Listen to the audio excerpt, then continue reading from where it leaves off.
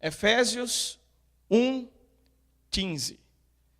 A palavra de Deus diz assim: por isso também eu, tendo ouvido a fé que há entre vós no Senhor Jesus e o amor para com todos os santos, não cesso de dar graça por vós, fazendo menção de vós nas minhas orações, para que o Deus de nosso Senhor Jesus Cristo, Pai da glória, vos conceda espírito de sabedoria e de revelação no pleno conhecimento dele, iluminados os olhos do vosso coração, para que saberdes qual é a esperança do seu chamamento, a riqueza da glória da sua herança nos santos, e qual a suprema grandeza do seu poder para com os que cremos, segundo a eficácia da força do seu poder, o qual exerceu ele em Cristo, ressuscitando-o dentre os mortos e fazendo-o sentar à sua direita nos lugares celestiais, acima de todo principado e potestade, poder e domínio e de todo nome que se nomeia, não só no presente século, mas também no século vindouro. E pôs todas as coisas debaixo dos seus pés, e para ser o cabeça sobre todas as coisas, o deu à igreja, a qual é o seu corpo, a plenitude daquele que a tudo enche em todas as coisas. Feche seus olhos. Peça a Jesus agora para falar o seu coração.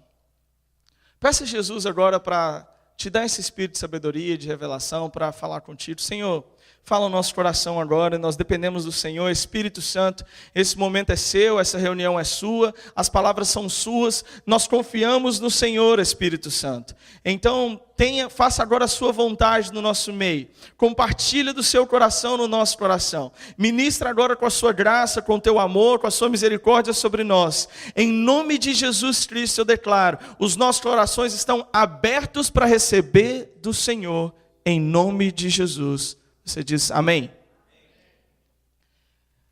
Eu estava orando essa semana a respeito de igreja, do que nós acreditamos como igreja, em que cada membro é realmente um ministro, em que cada casa é realmente a extensão da igreja.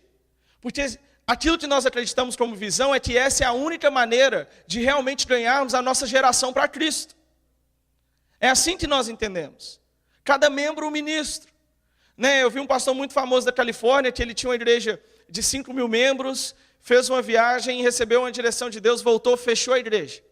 Por que ele fechou a igreja? Porque agora ele acredita que não é só o pastor que deva ter toda a visão, mas que cada membro é um ministro. Eu falei, parecido com aquilo que a gente acredita. E aí agora, em vez dele ter uma igreja de 5.000 membros, segundo ele quer ter 5.000 pastores. Porque ele quer que cada pessoa abra uma igreja dentro da casa dela, para que ela possa compartilhar de Cristo. Falei, bom, bem parecido com aquilo que a gente acredita também. Onde cada casa é uma extensão da igreja, cada membro é um ministro, e todos nós estamos pastoreando, de certa maneira. Talvez ele vai ir para um extremo agora de fechar a igreja, Elias, e depois ele vai voltar para a nossa... Ele estava no extremo da mega church, ele foi para o extremo de fechar tudo, e eu acho que ele daqui a uns 2, 3 anos ele vai voltar e vai chegar no meio. Nós podemos fazer isso com célula. Oh, glória a Deus. Aquilo que, pela graça de Deus, nós já estamos fazendo há muito tempo. Mas espera aí, por que muitas vezes a nossa estratégia de célula, ou a nossa visão de célula, não funciona como queremos? Não funciona vendo de maneira prática, cada membro ser um ministro. Eu acredito que a resposta é essa oração de Paulo. Paulo, ele estava orando aqui pela igreja, ele estava orando por aqueles que andavam com ele, ele fala, eu oro e eu não cesso de dar graça por vocês, mas eu peço que Deus vos conceda, no versículo 17, espírito de sabedoria e de revelação no pleno conhecimento dele. Não há ministros sem sabedoria e de revelação de quem Deus é. A falha não é a estratégia de célula, a falha não é porque tem muito trabalho, a falha não está nisso. A falha aqui é que o povo não tinha revelação de quem Deus é. Entender de forma profunda e no coração quem Deus é. Revelação não é conhecimento apenas. O conhecimento mais atitude se transforma em revelação. Então você pode saber muito a respeito de Deus e não ter prática de quem Deus é através da sua vida. Então você sabe, o meu Deus é o Jeová Rafá, aquele que cura. Mas na primeira doença, no primeiro sintoma, você vai na farmácia. Glória a Deus pelo Jeová Rafá, mas eu prefiro ir na farmácia. Até que a farmácia não resolve o seu problema. Você vai para o hospital. No hospital não resolve o seu problema, agora para onde você vai? Para o Jeová Rafá, né? Presta atenção, eu tomo remédio, eu vou no hospital, vou na farmácia, por favor, não me entenda mal, estou falando para adultos. Não é verdade? Nós não estamos conversando aqui com criança de 13, 14 anos, jovem, doidinho para parar de tomar tudo quanto é remédio. Não é isso que eu estou fazendo. Estou falando com adultos. O que eu quero dizer, irmãos, é que o conhecimento e a sabedoria e a revelação de quem Deus é, Ele é a primeira resposta. Ele é a primeira resposta. Ele sempre vai ser a primeira resposta. E ainda que você esteja dentro da farmácia, Ele é a primeira resposta. E ainda que você esteja no médico e o médico fala alguma coisa, não vai ter jeito, você fala, Ele é a minha resposta e vai ter jeito sim. Então a revelação e o conhecimento, ela transforma você em um novo tipo de cristão. Uma igreja em que eu acredito. Uma igreja em que a célula funciona, não de maneira pesada, difícil, mas de uma maneira que flui, que cresce, e que é tão bom chamar as pessoas para a sua célula, porque você tem revelação, que você é Deus em ação, é Jesus falando, é Jesus tocando, é Jesus complementando, é Jesus abraçando, e essa revelação só vem através do Espírito de sabedoria e de revelação que Paulo está falando. A igreja que eu acredito é uma igreja que tem espírito de sabedoria e de revelação. E ele fala, para quê? Iluminados os olhos do vosso coração, espírito. Tem uma grande diferença em saber quem Deus é e em saber quem Deus é. Veja bem, tem uma grande diferença em saber quem Deus é e em saber quem Deus é. Quando você sabe no seu espírito, você fala diferente, você caminha diferente, você age diferente, você pensa diferente, você tem uma confiança de quando você entra, Deus está entrando. Você não precisa, Deus, por favor, venha manifestar a sua presença, não. Espera aí, se o Espírito de Deus está em mim, o Espírito de Deus é a presença de Deus, se Ele mora no meu espírito, onde eu entro, Deus entra. Quando eu falo, Deus fala. Quando eu toco, Deus toca. A minha sombra é nada mais do que o reflexo de Deus fazendo operar. Esse era o entendimento. Mas irmãos, como estamos nós?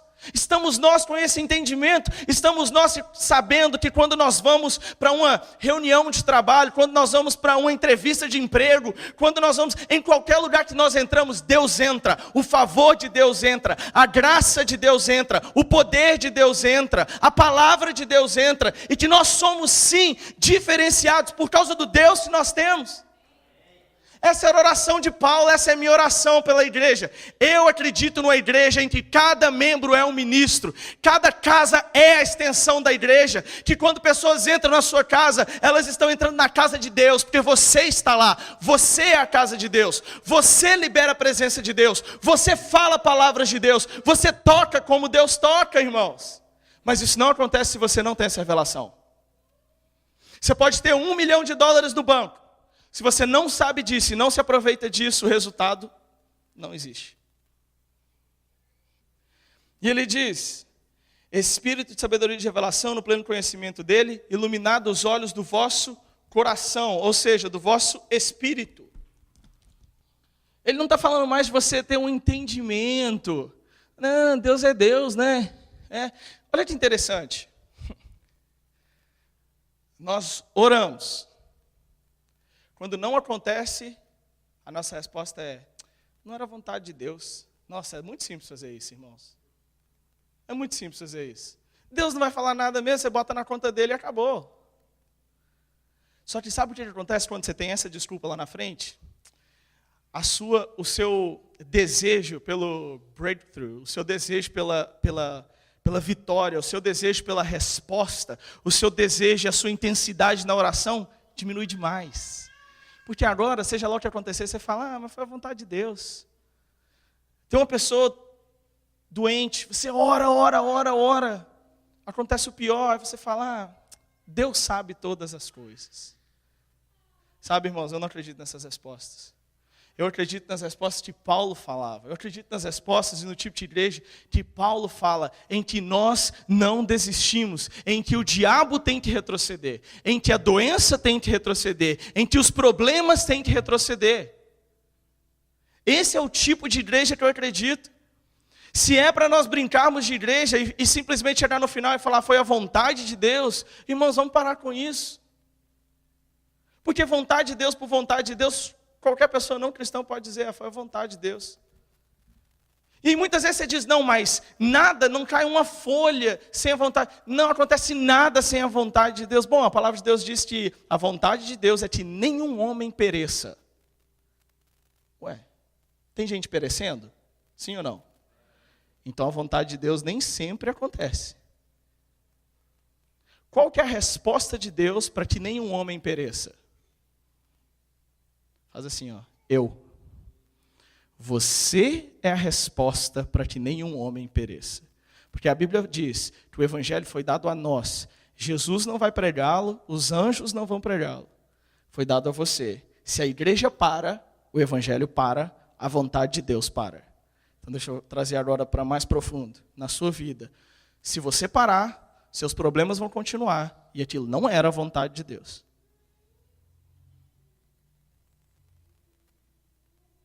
Se você parar, sua célula vai parar, sua igreja vai parar, e essa não era a vontade de Deus.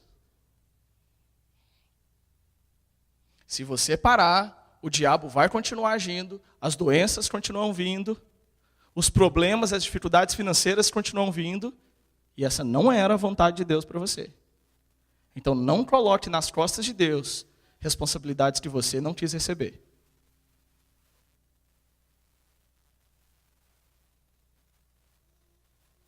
A igreja que eu acredito, ela crê como Paulo crê. Ela diz, Senhor, me dá espírito de sabedoria e de revelação no pleno conhecimento do Senhor, para que eu tenha os olhos do meu entendimento abertos, para que eu possa entender o que é ser igreja, o que é ser cristão de verdade, para que eu possa ser na minha célula, não porque o pastor Elias pediu, não porque o meu discipulador pediu, mas que eu possa tocar os meus vizinhos, para que eu possa tocar a minha família, para que eu possa orar pelos meus filhos, para que eu possa tomar uma decisão de manhã até à tarde, me regozijar no Senhor, independente das circunstâncias, porque os meus olhos não estão nas circunstâncias, e eu continuo orando, declarando, acreditando, confirmando, operando e agindo, até que eu veja esse resultado. Até que eu veja, e eu verei. Mas pastor, e quando nós não vemos, não explique coisa que é inexplicável. O nosso problema é que nós queremos explicar tudo. Nós queremos explicar tudo, não tenho explicação para isso. Sabe o que eu mais amo? Eu dou muita aula. E a coisa que eu mais amo nas aulas, o Johnny sabe, é falar, não sei. Isso é tão libertador. Irmãos, isso é ser tão livre, pastor. Não sei. Mas eu vi o pastor na internet que sabe, é bom para ele. Eu não sei e não... Deixa eu ver. Bom, não acredito como ele, mas não sei também a resposta. Mas pastor, você não devia saber tudo? Misericórdia, irmão. Misericórdia. Mas é tão libertador você olhar assim na cara dos alunos. O Johnny viu isso várias vezes. Irmão, não tenho a mínima ideia de... Não sei essa resposta. Mas pastor, por que fulano que era homem de Deus morreu? Irmão, não sei. Eu não tento explicar coisas que eu não sei. Nós temos que parar de tentar explicar as coisas que a gente não sabe, deixá-las de lado, e pegar aquilo que a gente sabe e agir de acordo com a palavra de Deus. E nós sabemos, cada membro é sim um ministro. Nós sabemos que nós temos poder contra a doença. Nós sabemos que nós podemos ter uma intimidade com Jesus, de certa forma que Ele vai sussurrar e nós vamos entender. Nós sabemos que o Espírito de Deus mora em nós. Nós sabemos que prosperidade é dom de Deus e que Deus se compraz na prosperidade do seu servo. Nós sabemos que a prosperidade não é o fim, mas é o meio para chegar a algo. Nós sabemos que toda vida que é saudável se multiplica, portanto temos que crescer e multiplicar. Nós sabemos que a igreja é sim a casa de Deus, a reunião do povo de Deus, e nós sabemos que nós somos igreja. Se nós começarmos a esquecer, deixar de lado aquilo que nós não entendemos e não possamos compreender, e passarmos a agir, ter atitude prática diária naquilo que nós sabemos, uau, que igreja nos tornaremos! Que igreja nos tornaremos, irmãos? O pastor disse que está dando cursão, acredito que deve ter 200 mil perguntas no cursão. É tão libertador falar, não sei. Não quero saber, tem raiva de quem sabe ainda. Não sei. A igreja que eu acredito, como Paulo diz, iluminados os olhos do vosso espírito, para saberes qual é a esperança do seu chamamento, qual a riqueza da glória da sua herança nos santos. Tem um chamado de Cristo, e tem uma riqueza de glória como herança para nós, os santos. Santos está falando de você. Existe uma herança preparada para você, não lá no céu, mas aqui. Tem uma herança disponível para você utilizar aqui. Uma herança de graça, de poder, de habilidade. E ele fala, e qual a suprema grandeza do seu poder, que opera para com os que cremos. Espera aí. Existe o poder de Deus, e ele opera em nós. Não. Ele opera nos que creem. É o que está dizendo aqui. Ele não opera em todo mundo. Está dizendo, opera com os que cremos. Querido, seja feita segundo a sua fé. Era isso que Jesus dizia. Seja feita segundo a sua fé. Em que você acredita? Em que você realmente acredita no seu coração? Aquilo que você acredita no mais profundo do seu coração, assim será a sua vida. Provérbios fala, como o homem pensa, assim ele é. Provérbios também diz, estamos presos pelas nossas palavras. Aquilo que você diz e pensa a respeito de você, é isso que vai operar. Mas Paulo e a palavra de Deus e Jesus está dizendo aqui, existe um poder para quem crê. Existe um poder disponível. Eu quero utilizar desse poder. A igreja que eu acredito utiliza desse poder. A igreja que eu acredito pega esse poder e libera sobre pessoas. A igreja que eu acredito ministra esse poder nas ruas. A igreja que eu acredito ministra esse poder nas células. A igreja que eu creio é operante, não para, cresce, multiplica e é como Jesus foi na terra. Essa é a igreja que eu acredito. Essa é a igreja que eu acredito. E ele diz, para com os que cremos, segundo a eficácia da força do seu poder. Então ele vai continuar falando de poder. Qual poder? O poder que ele exerceu em Cristo, ressuscitando dentre os mortos. Quando Cristo estava morto, foi necessário a disposição, a liberação de um poder para tirá-lo do inferno e ressuscitá-lo. Esse poder tem a mesma eficácia do poder que é aplicado em você hoje. É o que está escrito. Vamos ler de novo. Versículo 19. E qual a suprema grandeza do seu poder? Ou seja, nós temos que entender essa suprema grandeza. A oração de Paulo é, não, vocês não estão entendendo a suprema grandeza do poder. Vocês não estão entendendo o poder que opera em quem crê. Vocês ainda não compreenderam, eu estou orando para que você tenha espírito de sabedoria e de revelação, no pleno conhecimento dele, para você entender o poder que está em você, quando você crê. Sabe que poder é esse? O mesmo poder que ele aplicou em Jesus para ressuscitar dentre os mortos. Aquele poder que Deus liberou, aquela força que Deus liberou, aquele domínio que Deus liberou, ele opera em você hoje, mas você não sabe disso, não entende isso, não opera nisso e não tem revelação. Igreja, Paulo está orando, pelo amor de Jesus Cristo, entenda quem você é, entenda o poder que você tem.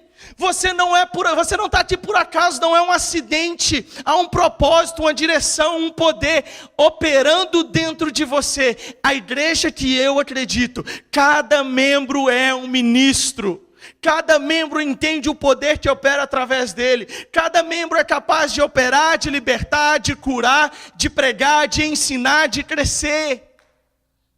Oh, irmãos, se nós entendermos um pouquinho disso. Ele fala,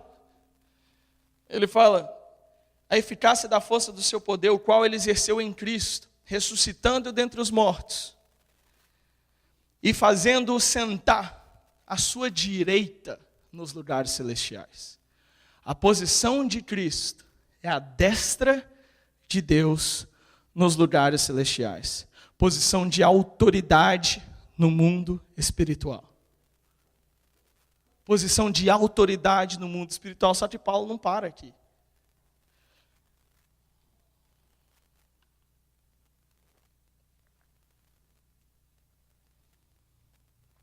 Paulo não para falando onde Jesus está. Ele continua. Jesus está acima de todo principado. Já ouviram falar? Tem um principado que toma conta dessa cidade, tal, aquele negócio todo? Jesus está acima disso aí. E potestade. Ou tem uma potestade nos Estados Unidos. Jesus está acima disso, não está preocupado com isso. E outro, ele está sentado, nem batalhando ele está mais. E domínio. E de todo nome que se possa referir. É só dizer o nome e ele está acima. Tem algumas doenças que as pessoas têm medo de dizer o nome. Ah, querido, diga o nome, porque quando você diz o nome, você lembra, Jesus está acima. Jesus tem autoridade. Você consegue ver Jesus assentado acima de todo principado, potestade, doença, domínio? Vamos continuar então. De todo nome que se possa referir, não só no presente século, mas também no vindouro. E pôs todas as coisas debaixo dos pés, para ser o cabeça sobre todas as coisas. O deu à igreja, a qual é o seu corpo. A plenitude daquele que a tudo enche. Espera aí. Então Jesus assentado acima, tivemos vários glória a Deus, aleluia, amém. Mas agora diz que ele é o cabeça de um corpo, e esse corpo somos nós. Queria dizer que você está assentado acima de todo principado e potestade. E Paulo está orando para que você entenda que você não está batalhando agora numa posição de batalha, mas numa posição de descanso. A nossa luta agora é numa posição de descanso. Porque ele venceu o principado e potestade. A Bíblia fala que ele despojou todo o principado e potestade e os expôs publicamente, triunfando deles na cruz. Paulo agora ele está orando para que nós entendamos. Vocês estão precisando entender o poder e vocês estão precisando entender também onde vocês estão. Porque quando você entende que você é poderoso e que aqueles que querem lutar contra você, na verdade, estão numa posição abaixo de você, tudo muda. Tudo muda. Não tem mais medo de devorador. O devorador foi exposto na cruz. Não tem mais medo da doença. A doença foi exposta na cruz. Ele levou sobre si todas as nossas dores e as nossas enfermidades. O castigo que nos traz a paz estava sobre ele. Pelas suas feridas fomos sarados, Isaías fala. Pelas suas feridas nós fomos sarados. Posição de autoridade é uma posição da onde nós andamos em fé. Confiamos naquilo que Jesus diz. E não há igreja, não há célula que cresce e que multiplica sem esse entendimento. E é tão engraçado, porque quando eu disse que Jesus estava acima de todo principado e potestade, nós ouvimos vários aleluias. Quando eu disse você está acima, você foi, será mesmo? Pastor, eu estou indo através de tanto problema. Eu tenho uma experiência de 20 anos de igreja, pastor, você não está entendendo não. Você sentar aqui debaixo do pé da amora, você chora. Mas assim, pastor, não dá. E será que você está certíssimo mesmo? Tem certeza? Que seja feito segundo a sua fé. Agora tem algo importante a respeito de fé. A fé que você teve até hoje não precisa ser a fé que você tem a partir de hoje. A fé que você teve até hoje e os resultados que você tiveram até hoje não precisam ser a fé que você tem a partir de hoje. Todos os dias nós temos uma escolha. resetar a nossa fé. Não, a partir de hoje, eu vou crer e eu vou declarar aquilo que foi entregue a mim. Eu vou crer e eu vou declarar aquilo que está em mim. Só para finalizar, o último versículo, capítulo 2, versículo 6, diz: e juntamente com ele nos ressuscitou e nos fez assentar nos lugares celestiais em Cristo Jesus. Nós estamos assentados nos lugares celestiais. A igreja que eu acredito, quando ela está na célula, quando ela está numa reunião, a igreja que eu acredito, ela age como Jesus age. Pode, se quiser, se puder ir alguém para o vídeo, vocês estão meio...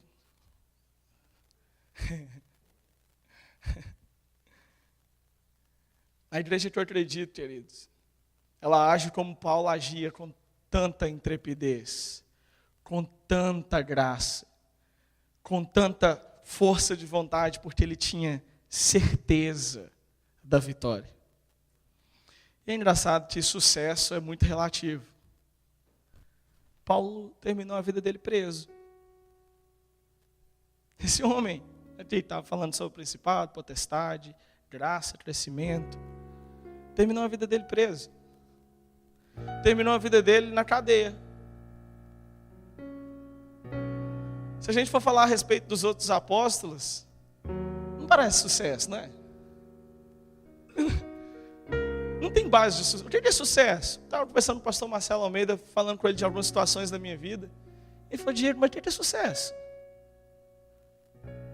Como você define sucesso? Sucesso é estar na plena vontade de Deus. Sucesso é fazer aquilo que Deus quer, quando Ele quer, na hora que Ele quer, da maneira que Ele quer, com o coração correto. Sucesso é estar olhando para Jesus o tempo todo. Que Ele seja o centro das nossas atitudes, decisões, da nossa família, das nossas conversas. Que Ele seja o centro das nossas discussões. Que Ele seja o centro dos nossos impasses. Sucesso é quando Jesus está no centro. Sucesso é quando Jesus é o único caminho.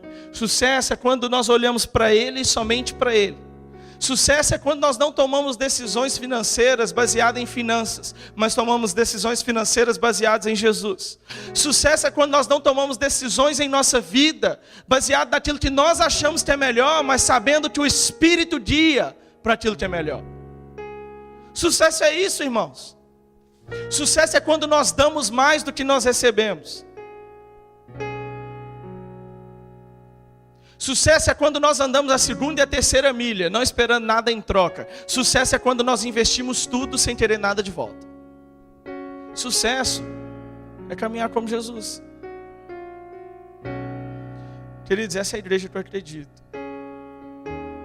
E eu acredito que eu estou no centro da vontade de Deus aqui em Tampa.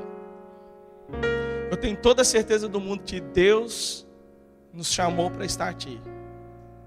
E eu sei que eu falei com você que eu fiquei 2 anos ali, 2 anos aqui. Talvez você fale, mais 2 anos. Não. Aqui eu vou ficar. Essa é a cidade que Deus me deu. Essa é a cidade que Deus colocou no meu coração. Essa é a cidade que Deus prometeu para nós. Uma igreja relevante, uma igreja que vai atingir sim os americanos. E que cada célula dos americanos, cada um deles será um ministro. E que essa geração vai ser afetada por eles, por jovens apaixonados, por jovens casais, por adultos, apaixonados por Jesus. Porque esse é o tipo de palavra que eles vão receber. Esse é o tipo de palavra que eu acredito que é a vontade de Deus para ser ministrada. Porque esse é o tipo de igreja que eu acredito. Agora a minha pergunta para você é, irmãos, o que Deus quer para a sua vida hoje? O que Deus tem para você nessa palavra de hoje? Quais são as áreas da sua vida que devem ser afetadas por essa palavra? Porque, querido, se você ouviu tudo isso e você sair ali, nenhuma área da sua vida for afetada, eu joguei tudo no lixo. Jogamos 30 minutos de ministração no lixo. Sua vida precisa ser afetada de maneira prática. O seu casamento tem que ser afetado de maneira prática. Feche seus olhos agora. Volte-se no seu espírito para aquilo que Deus quer falar com você.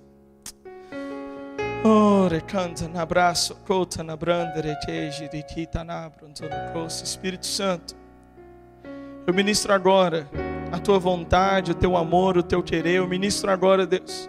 Eu ministro agora aquilo que vem da sua boca e do seu coração. Em nome de Jesus, transformação, graça, conhecimento e avanço na vida de cada querido irmão, na vida de cada família aqui representada. Em nome de Jesus, eu ministro agora os olhos do entendimento deles sendo abertos.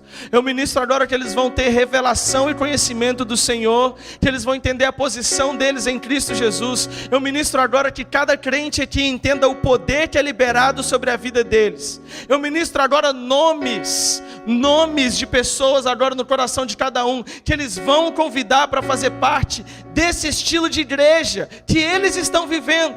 Eu ministro agora nomes que vão tomar café, que vão ceiar, que vão almoçar na casa de cada irmão, e eles serão ativos, ministrarão na vida dessas pessoas, transformarão essas famílias. Oh Espírito Santo, o Senhor é aquele que nos ensina todas as coisas. Tudo está para ti, Jesus. Amém. Glória a Deus.